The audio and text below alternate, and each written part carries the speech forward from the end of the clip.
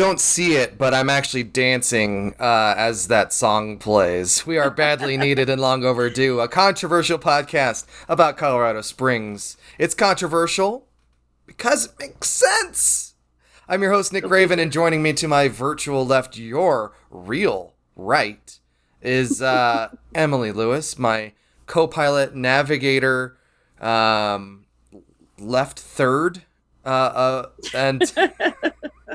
and otherwise combatant. How are you doing today?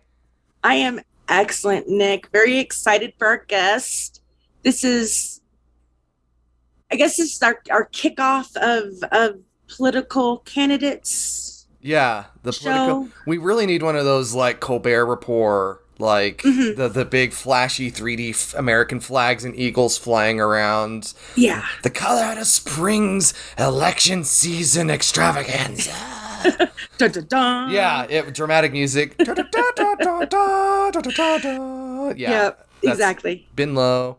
Yeah, absolutely. I'm excited to. We obviously behind it. We already had the interview, but I'm really excited to chat with AJ. Very optimistic guy, and holds a lot of great positions, and it also helps that his opponent is so abominable. So now get me started. I know some quick disclaimers before we start here. AJ mentions his interview with the Indy. I work for the Colorado Springs Independent. I am not involved with any of the political coverage. As a reporter there, I'm arts and entertainment.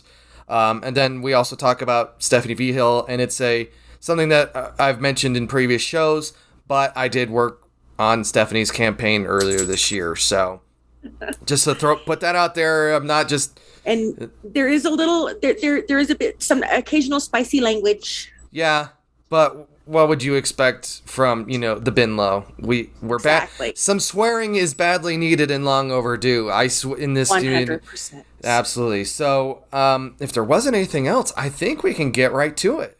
Let's do it. All right.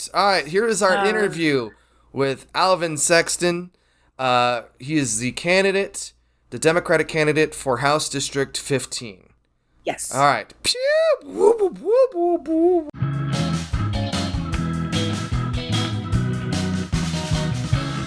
AJ, how you doing, buddy? I am doing excellent. Thank you for having me here. Of course, it is a Thank you for being here. Definitely, yeah. It's a nice and bright Saturday morning. I didn't just wake up an hour ago, sleeping in. It's been pretty great. So how are you feeling as far as like you're running for a thing? Do you want to tell us about that thing that you're running for?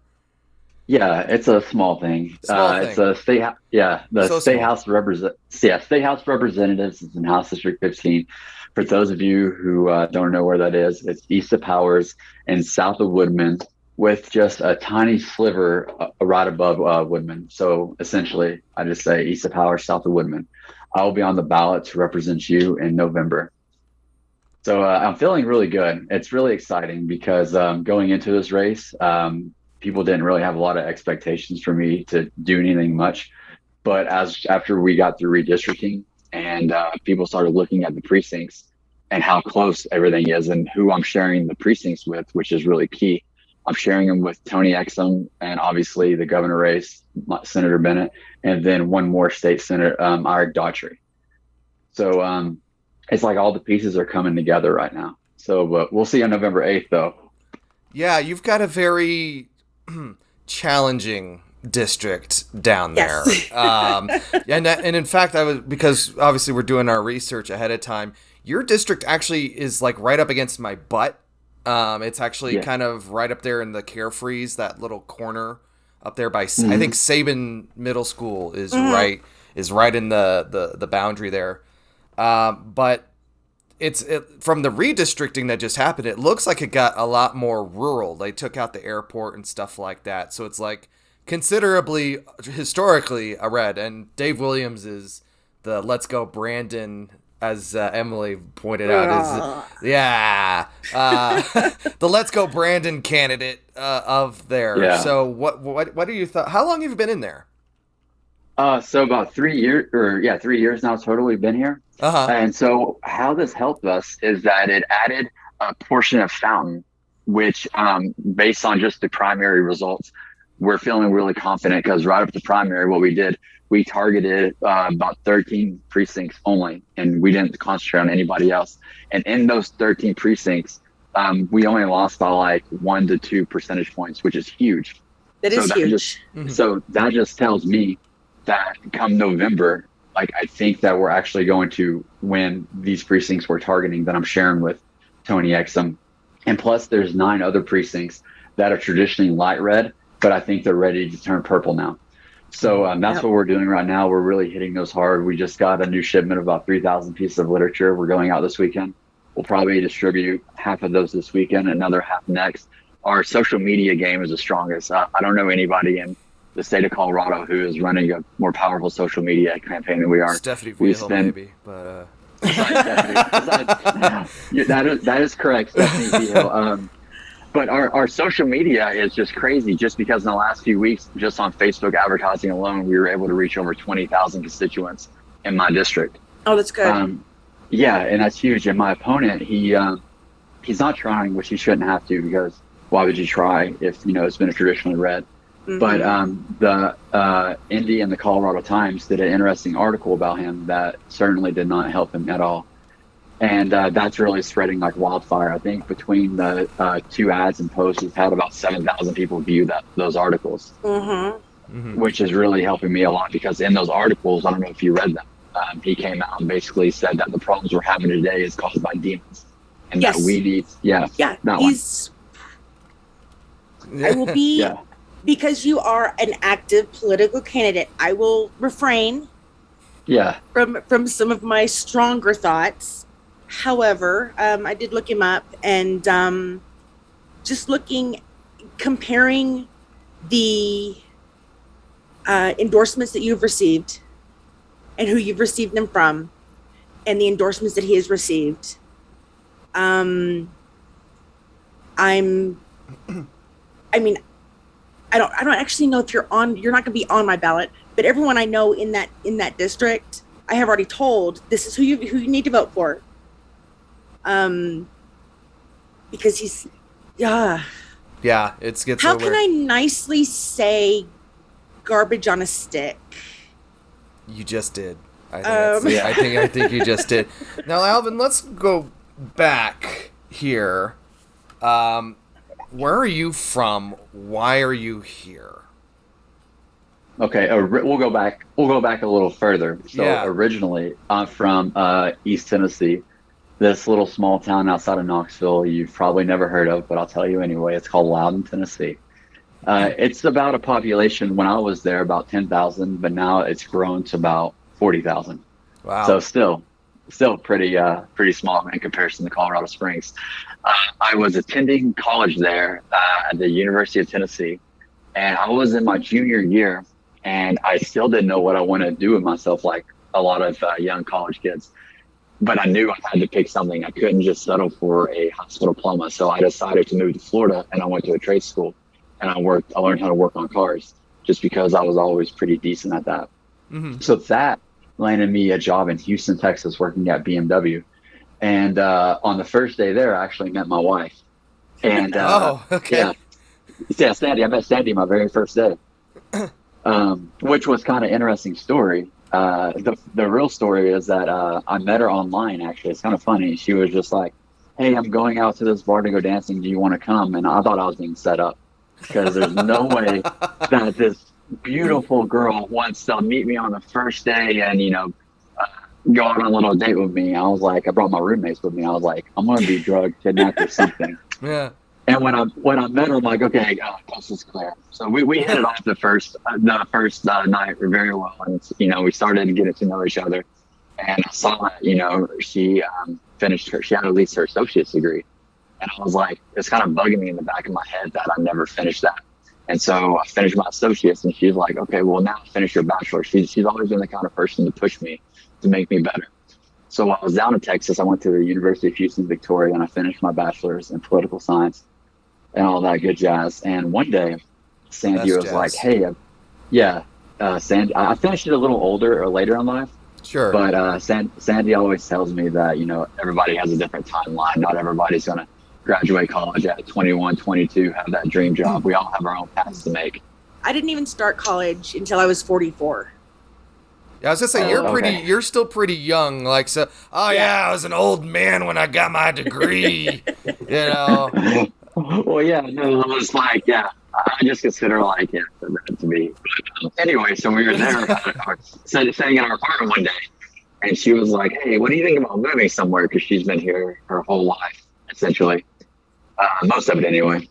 And I was like, "Cool. What do you think about Colorado?" Because we were always there on vacation, all the time. And I went and got a job in Colorado. And we moved like a week later. And nice. The funny thing is that she didn't think I was serious though. She was like, "AJ, we were just talking. I didn't think you're taking me seriously." And I was like, well, because BMW paid to cancel our apartment lease and everything and move us up here. And I was like, well, we got to move out next week and we got to be in Colorado. So that's how we got here. So with BMW, were you like a master mechanic or something? Because I know that I'd say like there probably aren't that many positions in BMW where it's like, we'll take care of that for you and relocate you. Yeah, I was. So with BMW, they are going towards all electric, or not all electric, mostly electric. Mm-hmm. Right. And so I was a master mechanic. I was certified to work on those cars. And then at the time when I moved up here, there was only maybe like 5 or 6 people within the Denver, Colorado, Boulder area who could work on these cars. Yep. So awesome. It was lucky for me. But definitely. Yeah. Yeah. So I remember reading about that you had gone to trade school first and then gone to University of Houston, Florida. Where are you on that kids should go to trade school instead of college because college isn't going to save your life and get you. You're going to be working at McDonald's if you go to college and have tons of debt. Where are you on that divide? Is it even a where divide?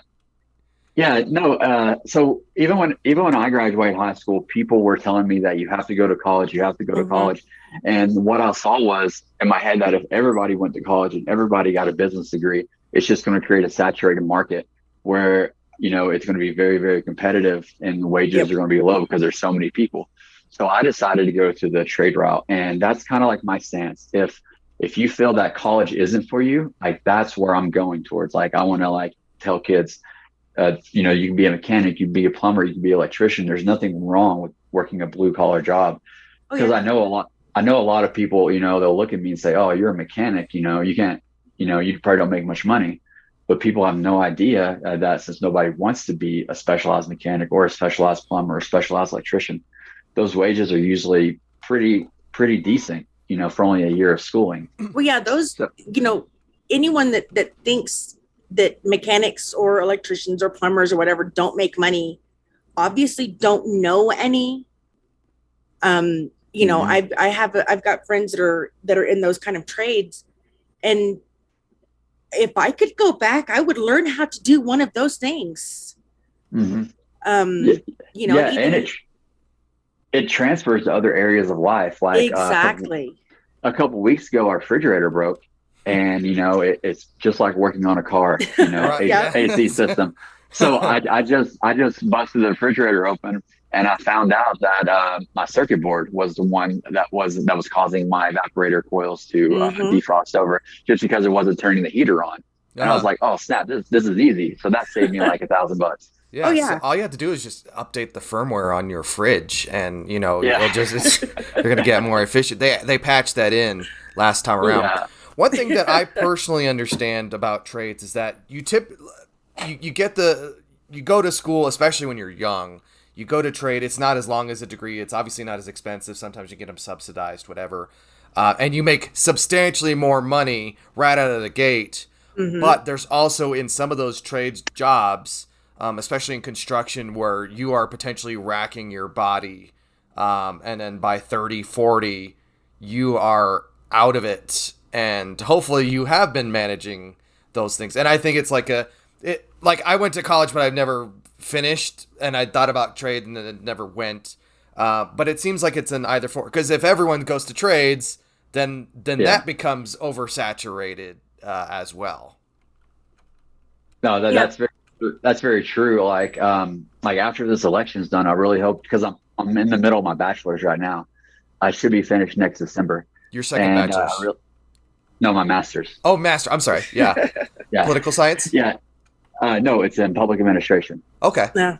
So I'll be looking for a job in the nonprofit sector or government, whichever one I can actually land a job into. And that's what I want to do, because my goal, I knew I only had 10 years max of being a mechanic, just because of how hard it is on your back, on your legs, and just like mentally, because you're not paid like a regular person. Most people aren't paid a salary. Some mechanics are, but you're paid on what's called flat rate. So it's really good.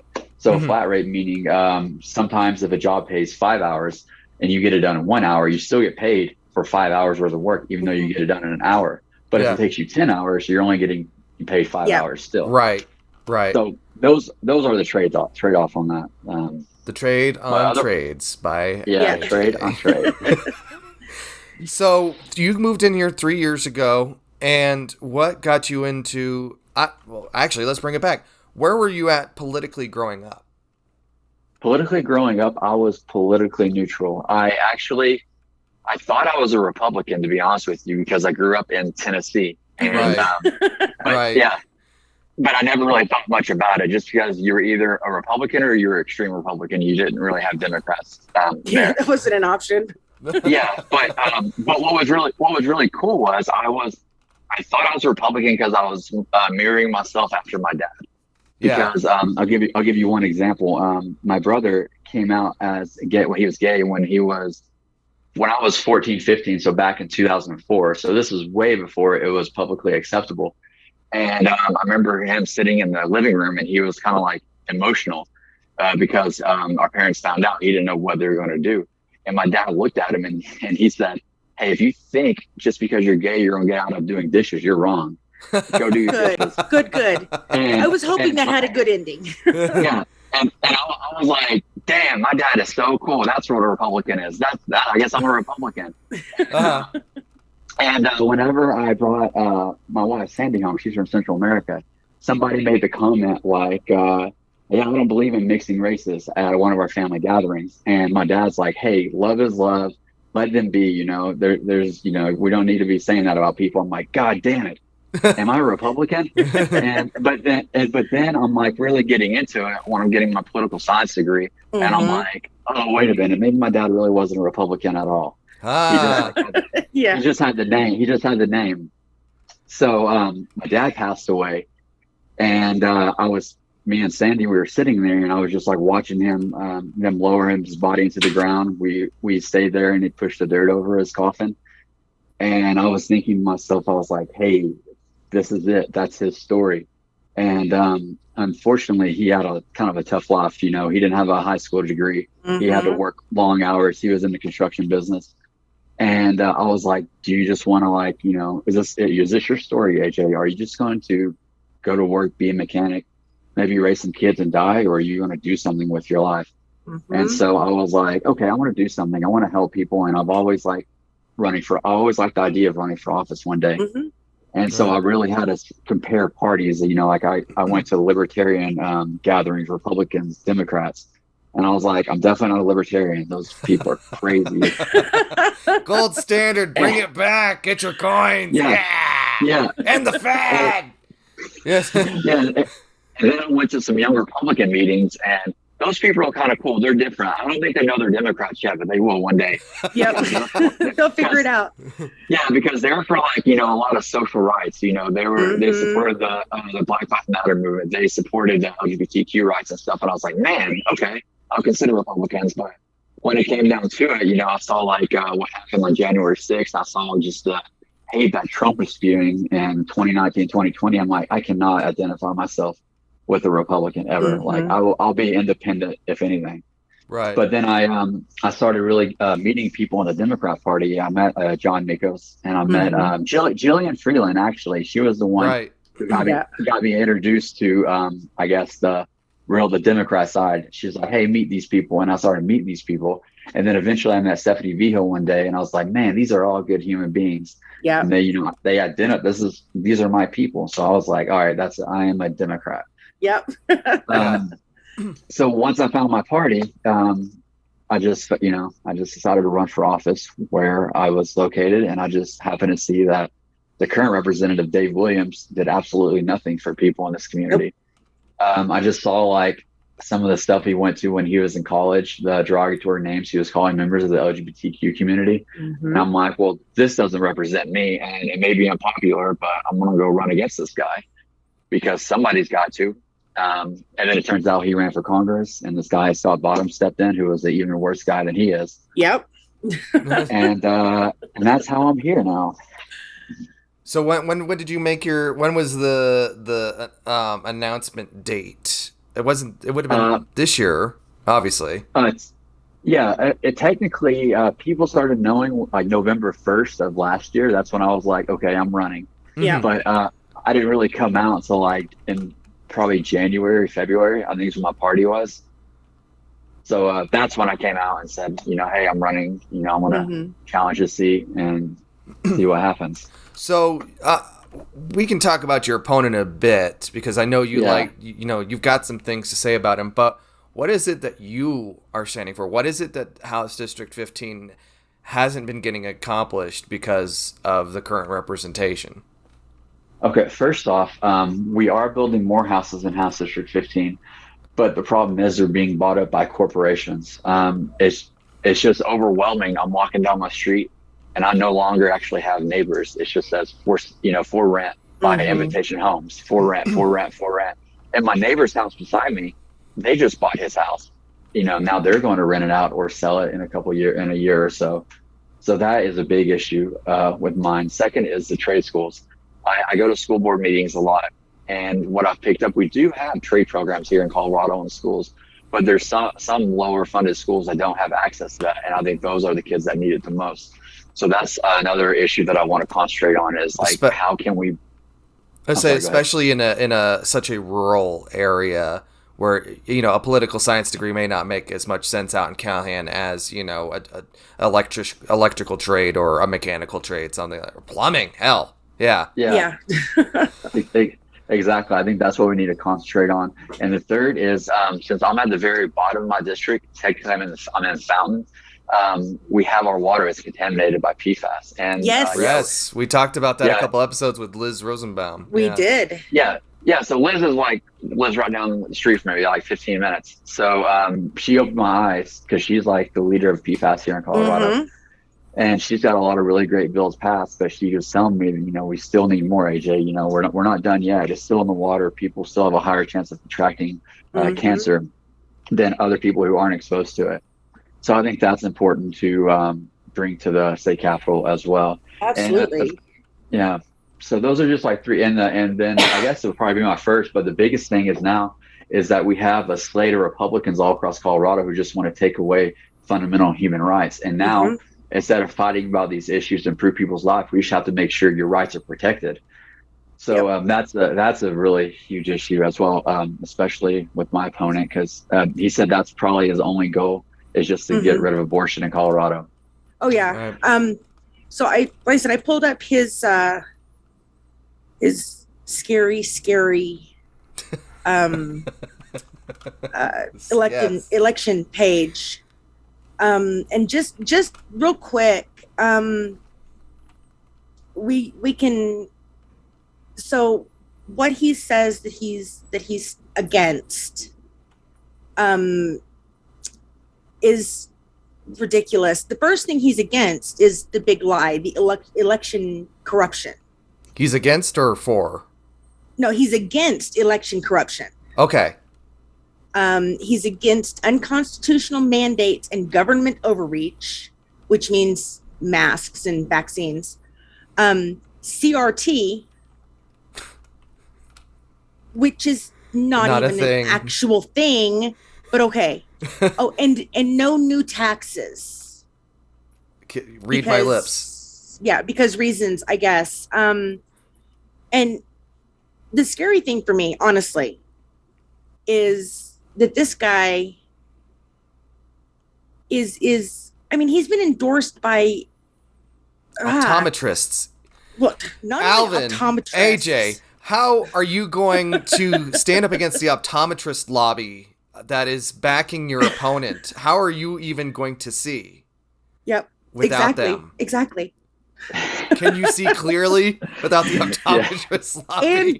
And the Colorado Bankers Association too. How are you going to make money, Alvin? So no glasses, no contacts, and no banks. Yeah. How can you see your way through this? Yeah. That's something that I haven't pointed out yet, but it's kind of funny though. If you look who I'm endorsed by versus him, first he's endorsed by a terrible example of a human being, Dave Williams. So that automatically discredits him. Yeah, 100%. Then the rest are just PACs. And so basically he's not representing people. If you look at our funding, you would see every dime that I've ever raised has come strictly from people. None of it is from PACs, which I know politically it's not a smart thing to do, but for whenever I announce this race, that's what I told my wife. I'm like, I only want to be accountable to people, and that's why I don't fill out the PAC surveys. I don't fill out any of those. I just if people feel compelled and they like what I'm doing and they donate, I don't do phone call time. I know you're supposed to call people and ask for money, but I just put my stuff out there and people like it and they're donating, and it's going to be enough money just to win. It's not going to be an over amount because I never thought I needed $100,000 to flip this district. I'd always thought you just needed a candidate that people can have confidence in and, things that they care about. And I think that is going to be enough. And doing so much of this through social media, we've seen really since, I want to say Obama's last presidency. That was the beginning of us watching as social media became so integral in political campaigns. Of course, with Trump, we got to experience all of the fake news and the lies and all the toxic crap that came with that. Right. But social media still plays such a key part in running for an office. And I think the fact that you've tapped into that so quickly and have gotten so good at that so fast. First and foremost, I think it is because you're still fairly young. And so this is just something that you did anyway with social media. But also it brings a whole new energy to how people can interact with our elected officials. And I want to add to that real quick is that you have, it's not just social media, but an actually like elaborate, like expensive looking social media package as well. So it's you got the lights and the hand scripted, Alvin Sexton and that, and recently you just partnered. Did some campaign work with Rob Rogers, who's running for his district up north. You want to talk about that? It's like very elaborate what you guys are doing on social and that and promotion. It really is. Yeah, I think we feed off each other a lot. Like I'll see some good things Rob is doing, and he'll see things that I'm doing, and we just talk about it. It's like, hey, what's working, what's not working? Because I will never claim to know everything in the world. So I'll always go to people who are smarter than me. And Rob is a very intelligent human being, as if you've ever talked to him. And he'll just tell me more than I ever wanted to know about marketing. And so he taught me how to use Adobe Express, how to make your own literature, how to make your own graphics. And that saves me a ton of money, because if I were to pay somebody to do that, that would have cost potentially hundreds of dollars. I know to do that each time. And then the videos are that last video me and Rob Rogers did was pretty amazing about Christian nationalism. That made a lot of people mad. It got us a lot of threats, but it also got us a lot of positive feedback, because people were saying, that's the elephant in the room that people don't want to talk about. Our churches are being used as a political breeding ground, spreading false information just to get legislation passed. Yep. So whether time to tax the churches. that'd be nice. I had to do a lot of clarifying, because there's a lot of people who didn't watch my video. They just read the title and they go, "Oh, you're against Christians," and I was like, "That's not what I said at all. If you watch the video, I never said that. Yep. I said I'm against Christian nationalism, which is a completely, it's two different subjects, completely different thing." Yeah, but with El Paso County being like the Bible Belt of Colorado, obviously it was taking in the wrong context a lot of people, and people were like, "Yo," people were saying that we have a target on our backs, and now I gotta like watch our house, watch our cameras and stuff, make sure nobody tries to do anything crazy. Oh yeah, because they've been worked up into such a frenzy that they don't pay any attention to the actual content. They read the headline and that's it. That's all they care about. And well, that's social media.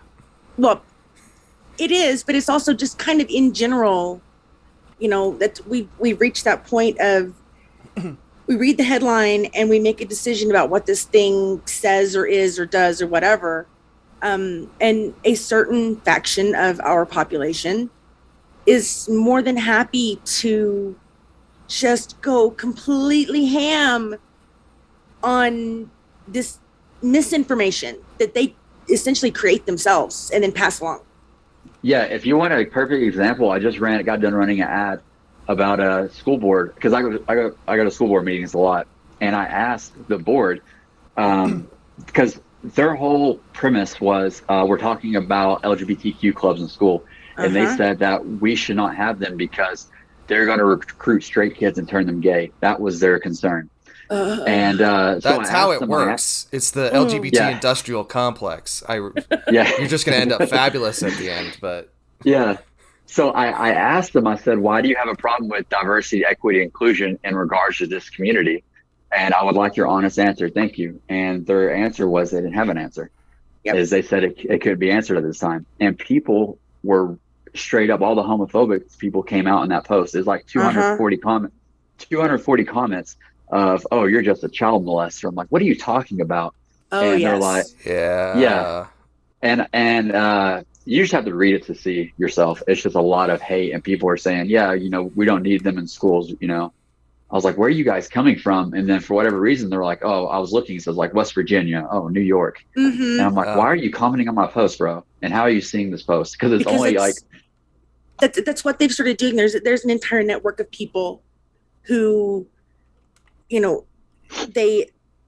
share the post, and these people that follow them from all over the country will jump right in to comment. I mean, we have people coming to school board meetings that are from, Kansas or Texas, this kind of stuff, all in the name of pushing this hate agenda. And it's, when we talk about LGBTQIA+ rights, that's where my passion is. So I tend to get kind of, thankfully all of this has come about in the schools after both of my kids are out of school. Because my son is transgender, and we were lucky within District 11. There's an excellent school for non-traditional kids, I guess is the best word for it. And we were lucky enough to get him in there. But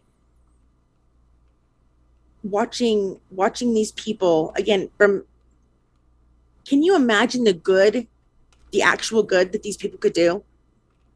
Because they are laser focused on this hate. And I think in so many ways, we as Democrats, as human beings, have to become laser focused on not hate. Because it's gotten ugly and it's gotten scary. Yeah, it's ugly because when I ask people like why, I would say most of the answer is because it's immoral, and I'm like, on whose moral compass? Yes. And they go, "Oh, the Christian moral compass." I'm like, you can't do that. You can't make rules. You can't pass legislation based on one religion. That's like I'm getting to my whole point. And then it just starts off on a whole nother topic. Oh yes, no, because they love to act persecuted. Do you have a Christian background, AJ? Yes, so I grew up in a Southern Baptist church when all through when I was little, yeah. And Yeah. so I was being exposed to these Christian nationalist ideas that we made a movie about. I just wasn't aware of. So what they were doing, they would say, "Hey, yeah, we need to, penetrate, different, parts of society because Seven Hollywood is Mountains. yeah." They didn't call it that, but this is what they're referring to. Yeah. They're saying we need more Christ-like figures in the movie industry and the radio industry, et cetera, et cetera. And I was just like, okay, cool. But whenever it was about 2012 when the passing of the same-sex marriage, the church was really upset. And like I told you, my brother is part of this community, so I didn't really understand, why are you upset? You're sitting here saying Jesus loves everybody. Jesus still loves them, guys. Come on. And I said that in the Southern Baptist Church, and they just lost their goddamn minds. Oh God. So yeah, and so I kind of left out of the church for a long time because I couldn't identify with people who didn't accept a community that I was part of. I'm not in that community, but my family was. Yeah. So growing up hearing the teachings of Jesus, which I really liked them, it's a good lesson to learn. He taught love, compassion. Love thy neighbor. He was welcoming to immigrants and stuff like that. I was like, yeah, that's my vibe. I can do that. And I just kind of started finding my own religion, I guess. I wouldn't even say it's religion, just spirituality. I can't prove it. I can't prove that there's something after this world. It's just something that I hope that there is. Just because, I would like to see my wife after we're dead and gone. I'd like to see my dad one day. But I don't have any religion per se. I just believe in something more. And it's not something I can prove scientifically. And I know, I'm not even going to try. Yeah. It's just something I hope for. Sure. Yeah. You're not out there proselytizing and handing out pamphlets or anything. No. Well, because actual Jesus is very different from white Republican Jesus. Scandinavian Jesus. And that's that's what we've really come into with all of these churches and everything else is again white Republican Jesus, blonde hair, blue eyed, ripped abs, gun on one. Everyone loves ripped abs Jesus. You don't even have to be. Everyone loves that. Yeah. Gun on one shoulder, other shoulder draped in the American flag. That kind of wrap around shades. Yeah, that dude does not actually exist. I know. I was having a conversation with a constituent about Jesus, and I was telling the Jesus I know, and I was telling him about how he taught love, compassion. I'm like, what Jesus do you know? He goes, I know the American Jesus. Yep. And I go, I go I'm sorry, I just choked on my chai latte. What? The American Jesus, yeah. He's like, I was like, well, goddamn guy. Okay. So one thing I asked John Mickus, and I'm gonna ask you, and I'm gonna ask everyone who follows here. You're in a very tough district. Last time around, it was plus 21 Republican. And I know you're making a lot of headway. That's a really tough hill to climb. One of the problems that Democrats have had is that there's very little brand recognition because people will put in all this effort towards one campaign. They'll build themselves out. They'll inflate themselves like, oh man, I could possibly win because there's so many unaffiliated voters. Maybe I could sway them all. And then they lose dramatically. And then they disappear. Sometimes they just flee the state entirely. If you don't get to become the representative of HD 15 next time around, do you run again in 2 years? Or I'm not saying you'd flee the state, but would that be the end of your political career? No. So what I've picked up that I'm really passionate about that I didn't realize I was this passionate about, maybe it's because I'm getting ready to have a son, is school board. Congrats, by the way. So, thank you.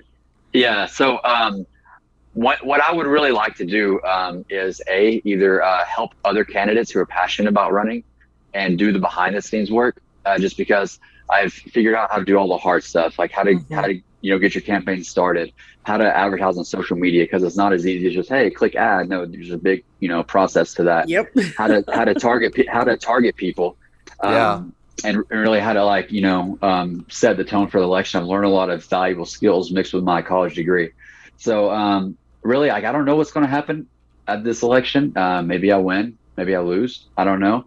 I think it's just important right now that I just give the people a candidate to be proud of, to represent, and to stand up for those people who are just being horrible human beings. Because if I win, great, that's cool. But if I lose, it's not going to be like my whole life. It's because I'm not running to win. I'm running because of my values. And I think that's important as a candidate, that you run, just because you want to change things in your community, or you want to be the voice of something positive. My opponent, it's really kind of self-serving, because he stated that the only reason why he's going is to spread Judeo-Christian values to the Capitol. Yes. And with him being a preacher, so he's kind of just expanding his business. He doesn't really have a need. And so that's what separates us. I have a passion behind me, and he doesn't. So I think that will help a little bit. And the fact that he's so extreme, he's one of the top line patriots. And as you recall, there were 7 or 8, and there's only 2 left because they were all been voted out. Yep. So I'm just really hoping that people see me as a sane candidate, and hope for the best. But no, I won't stay out of politics, because there's a lot of good people here in El Paso County that may want to run, but they need help.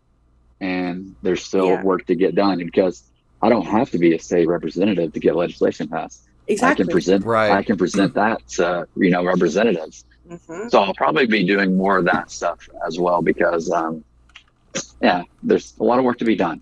You're thinking the next step. You're thinking ahead, and I think that's a very positive way to think about it. Especially here, where this is one of the last conservative bastions of the city. I know, but we're working so hard. We are. We are working so hard to purplify El Paso County. Magentify. I think it's heading that way, because I'm really excited about. I'm really excited about Stephanie's race, because I really think like if any candidate's going to win, Stephanie's going to be the one to win.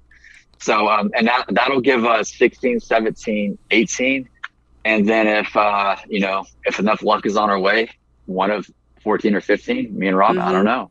But I think, Stephanie is going to secure that last seat to get El Paso County, right there at being purple. Yeah, I really hope so. We, we've talked other podcasts about. Those are the sirens of progress right there, by the way. Right. Joys of living downtown. Yes. How long I've been in the Springs, and the changes that I've seen happening in the Springs. And again, with the work that I do, watching as El Paso County and Colorado Springs specifically becomes just a little more purple every election. Just a little bit more. We're still very much a red purple. But it is so exciting, and it is candidates like you and like Stephanie and Rob, David Torres, that really make this look like it's possible sooner rather than later. Right. And I personally love seeing it. It makes me so happy. Yes. It makes me ridiculously just giddy. So, not to be confused with giddy. Just giddy. Yeah. So yeah, it's and honestly, what I think the thing that amazes me is watching some of the people that the Republican Party is putting forward to run for office. These are people that 10 years ago would have nowhere besides the street corner and a cardboard sign, that they're twirling. It's the end of days, whatever, yada yada. And these are the people that they're looking at to put in our actual government. Yeah. Which is insane to me. We need some grown-ups that know how this stuff works and are not trying to turn us into some mad theocracy. Yeah. So, we want to talk about your opponent. No, you're good. You know, Nick. Yeah, I do. When we love you, and it's great because it's true. So it's like talking about your opponent. He does come across as like the good old Christian soldier marching us to war, and it is honestly, as you say, it's kind of like the last bastion of a fringe of a breed that seems to be growing ever more desperate. And as people get more desperate and cornered, they start doing more desperate things. Yeah, ridiculous things. Yeah, and that is what it is. I'm gonna mute you guys real quick. I have to deal with the dog real fast. Oh, that's fine. Well, actually, if we I think we got just a couple last questions or thoughts. Actually, Alvin, did you have anything that we haven't really addressed that your campaign is about that maybe we haven't brought up today, or something that you're really just passionate about? Yeah. So for those who don't know me, I am very passionate about education and making sure that our children have what they need to succeed in school. In our recent school board meeting that we had 2 nights ago, I brought the question up: how are we looking out for kids that have like a bad home life? Because a kid's home life is directly correlated to how they're going to do in school. It's things like that I worry about. That I worry about. I worry about, like, is our future children 20 years from now, they're going to be able to afford homes? What's our water supply going to look like? Because as you know, Colorado is turning into a desert. We're running out of water. We need people that are concerned. We need people that are concerned about these real issues. We don't need people like my opponent who thinks all problems come from demons. And because when you look at it like that, I mean, you're not going to really have a solution. I personally think that problems come from bad policies and the actions of people when it comes down to it. So I think we need to put somebody in office who knows what the issues are and wants to address them. Because otherwise, we're just going to be wasting $39,000 a year out of taxpayers' money for him to spew nonsense at the Capitol, which isn't helping anybody, considering he said that he's not going to work with anybody, even rhinos. Yeah. So I just don't see him having a place in the Capitol. I don't see him being accepted. I don't see him having any ideas. That's shown by his lack of willingness to show up to a public forum. Because if I were him, the news is making him look like a clown. He's looking like an idiot. He's looking very incompetent, and he shouldn't want to defend himself. But he doesn't even want to defend himself because he owns up to it. And that's a very scary thing to have in a candidate. So I just hope that enough people see my social media and they actually research, just take the time to research. Because like my district it's about 54% independent. And a lot of them just do not vote. If they don't vote, I won't have a chance, because we're roughly 20% Dem, 24 Republican, and the rest independent. Yep. So I hope I'm doing well enough to spark people's attention to at least look at me, but we won't know until November 8th. Right. Yep. Emily, did you have any questions? I mean, no, not really. I just, I'm, I don't know, apparently where I have no words anymore. They're gone. They just, poof. I know how it goes. No, just, I think that the way that AJ is approaching this is a very unusually healthy kind of way of dealing with all of this, and the understanding that, yes, our kids need to not be stifled by the Christian movement that we have going on at the moment. And,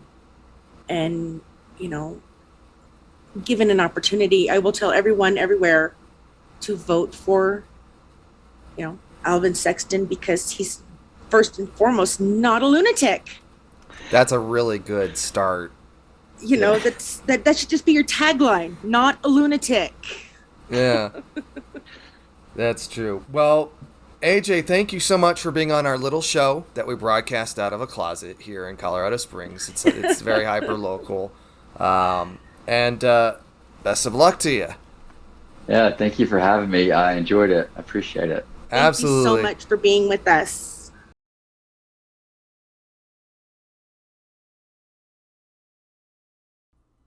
Yeah, so that was a great interview. Like I said, I'm really optimistic for him as a person. Obviously, I want him to win. Obviously, I want him to win for that district and for Colorado Springs. Like I said, his boundary's like a couple blocks away from where I'm at. And it would be nice to have a rational thinking human being in there instead of the wackadoodle that his opponent is. And I don't apologize for calling his opponent a wackadoodle. Sorry, not sorry. Yeah. I think of wackadoodle. I also think of like some candy that doesn't exist, like a whatchamacallit. There's a whatchamacallit. I know, but a wackadoodle. Yeah, but no, I don't want to eat a wackadoodle because wackadoodle's a wackadoodle. Now, I'm putting this out in the universe. If someone wants to make a wackadoodle candy, I would probably eat it, and preferably chocolate, maybe nougat, caramel. You absolutely would eat it. I'm sorry, crisp rice. Let's be honest here. Yeah, I would. They unveiled the s'mores flavored Pepsi the other day, and I'm like, day one, give that to me. No, that's not a thing. That's not a thing. Speaking of things that are not.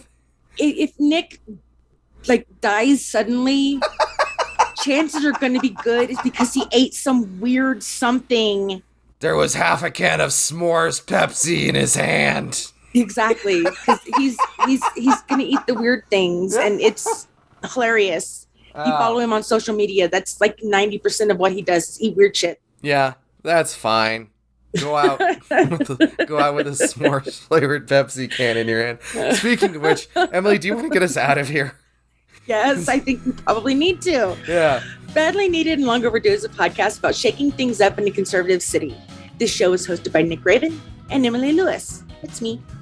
You can watch the video version of this show on YouTube and listen to us wherever you find your favorite podcasts. Our theme music is by the Knockblockers. They're a local ska band, super awesome. I recommend you go find them and maybe catch them at a live show. Maybe they'll play our theme. Yeah, they might. They might. Yeah. You can reach us on a whole bunch of different social media platforms like Instagram, Badly Needed Podcast, on Twitter at Badly Needed COS, on Facebook at Badly Needed and Long Overdue Podcast, and TikTok, which Nick is the king of the TikToks right now. Right now, but I know you're going to take the crown back. I know you will. We do have content on TikTok now at BNLO Podcast. Excellent. Well, that's ta-da. Well, we are Badly Needed and Long Overdue, and we'll see you next time. Pew! Fireworks. Explosion! Explosion!